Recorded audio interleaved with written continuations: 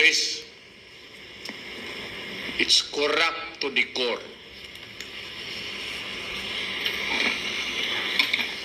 And I tried to correct it during my time.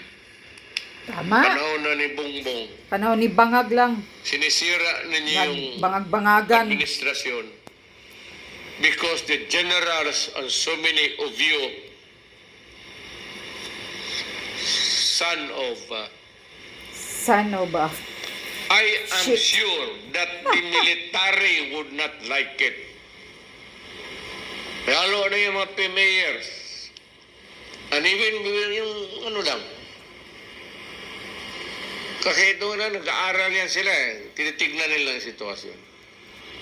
The police, the right-thinking policemen. But the police is easily prone to corruption eh. Dahil sa pera. Madaling suhulan ang mga bunganga ng mga pulis. Dito gusto ng military.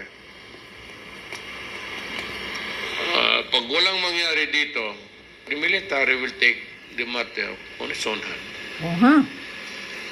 Yes. Sigurado ako. Mga Pilipino yan eh.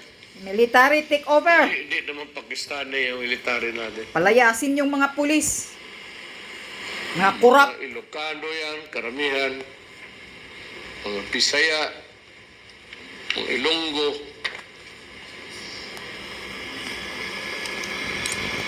Yung PMA, the institution itself would stand against it on all four.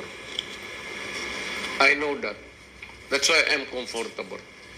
If it's so widespread as to corrupt the nation, and it would cause this state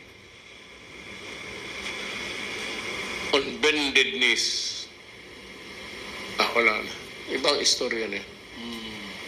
Let the young soldiers there sa PMA to ponder. Kayong nag-aaral dyan ngayon. Ponder on these things